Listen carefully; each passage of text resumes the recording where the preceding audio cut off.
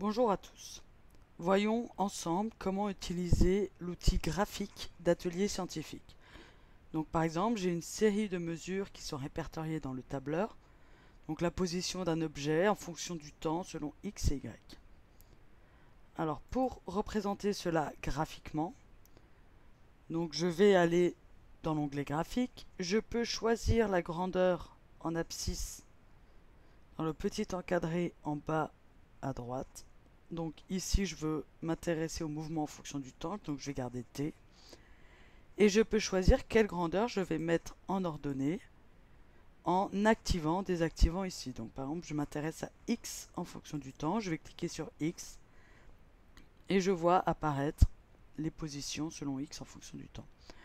Alors si je veux mieux voir, donc je peux ici changer la forme, mettre des liaisons, alors ça va dépendre des situations, parfois il faut relier la courbe, parfois non. Je peux changer l'épaisseur pour que ce soit plus visible et je peux également changer la couleur. Donc je vais mettre encore plus épais, voilà.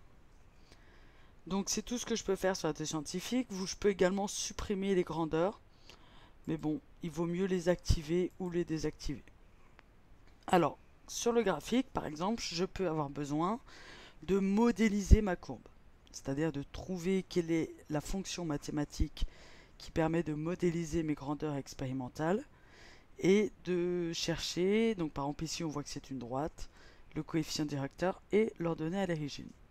Donc pour ça je vais dans le menu affichage, modélisation. Donc je vais toujours aller dans modélisation, je choisis ma grandeur à modéliser, donc ici X, et je vais choisir un modèle. Alors ici c'est assez évident que je vais prendre une droite.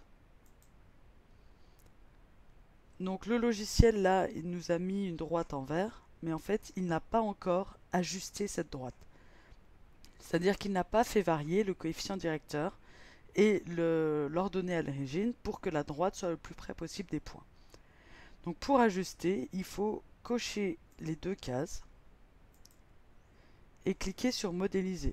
Donc cette case A correspond au coefficient directeur et B à l'ordonnée à l'origine. Lorsque je modélise, le logiciel ajuste la droite de telle sorte qu'elle passe le plus près possible de tous les points.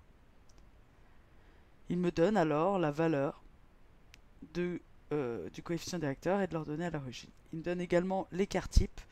L'écart type me donne en fait une information entre l'écart entre la droite modélisation et mes points expérimentaux. Donc plus l'écart type est faible, plus le modèle choisi est bon. Alors ici, on voit très bien que la droite est censée passer par l'origine. Donc il faudrait que l'ordonnée à l'origine ce soit 0. Pour forcer le logiciel à faire ça, je vais décocher la case B et ajuster B à la valeur 0. Je clique sur modéliser. Voilà. Et ça me permet d'avoir une fonction de type linéaire.